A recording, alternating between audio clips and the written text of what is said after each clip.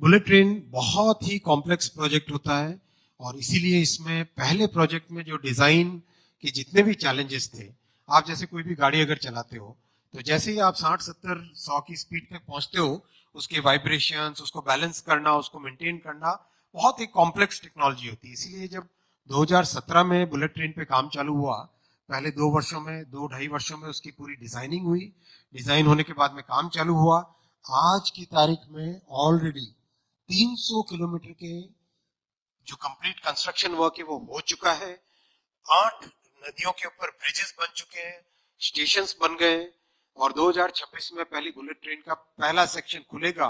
और आज देश में इतनी कैपेसिटी आ गई है, इतना लर्निंग आ गई है। देखो मोदी जी ने, अगर आप देखो मोदी जी के 10 साल के इस पीरियड में एक जो सबसे बड़ा फंडामेंटल चेंज आया है वो है माइंडसेट का चेंज।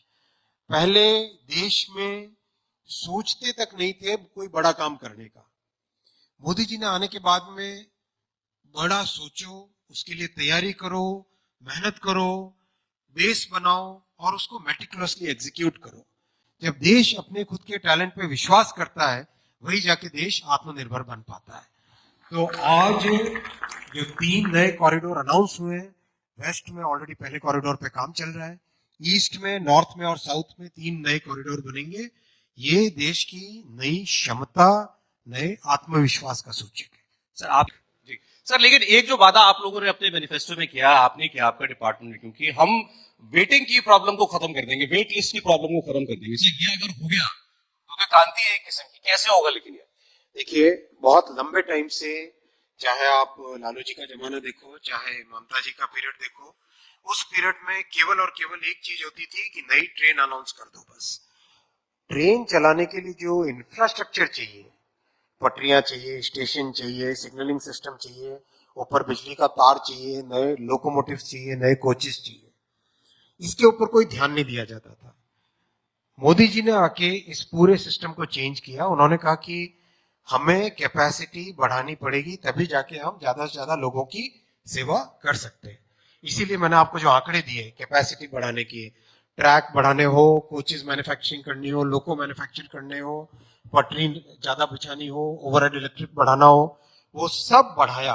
और अभी जिस पेस पे काम चल रहा है, पिछले वर्ष अगर आप देखो, जो 31 मार्च को देश जो वर्ष खत्म हुआ, या बेल्जियम का या ऑस्ट्रिया, मतलब पूरे पूरे देश का जितना रेलवे नेटवर्क होता है, उतना रेलवे ट्रैक नए जोड़े गए भारत में एक अकेले वर्ष में।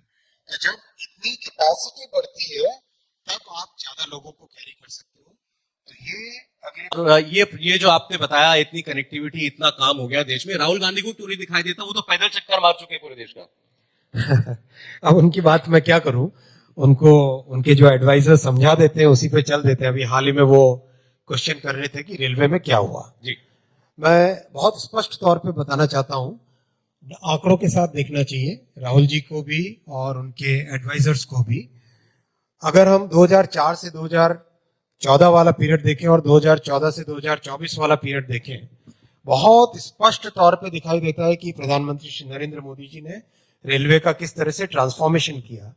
2014 में जब रेलवे की जिम्मेदारी आई थी इस देश में मोदी जी की सरकार पर, हालत ऐसी थी कि क्या कहें।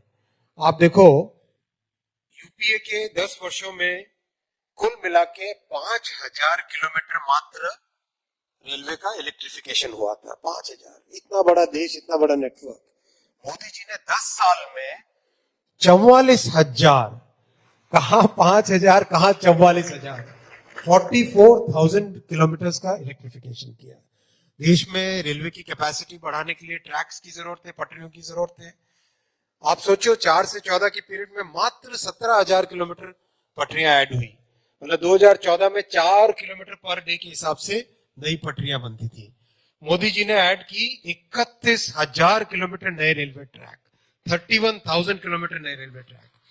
जो 4 किलोमीटर पर डे के हिसाब से रेलवे की पटरियां बन रही थी, आज मोदी जी के टाइम में बन रही है 14.5 किलोमीटर, 14.5 किलोमीटर पर डे। एक भी स्टेशन का रीडेवलपमेंट 2004 से 2014 में नहीं हुआ था। आज 1320 स्टेशनों का रीडेवलपमेंट का काम चल रहा है। दुनिया का सबसे बड़ा स्टेशन रीडेवलपमेंट प्रोग्राम है ये दुनिया का। कोचेस बढ़ाए तभी जाके ज्यादा लोग ट्रेवल कर पाएंगे। 32,000 कोच मैन्युफैक्चर हुए थे 4 से 14 में, 54,000 अब 14 से 24 में। इलेक्ट्रिक लोको 2000 हुए थे, अब 6,500। डेडिकेटेड फ्रेट कॉरिडोर की कितनी इंपॉर्टेंस है हम सब समझते हैं। 2014 से पहले आप सब बैठे हो, गैस करो कितने किलोमीटर फ्रेट कॉरिडोर कंप्लीट हुआ था, गैस कीजिए। 2004 में काम चालू हुआ था, 2004 से 2014 में 0 किलोमीटर, 0। 2014 से अब तक 2,700 किलोमीटर।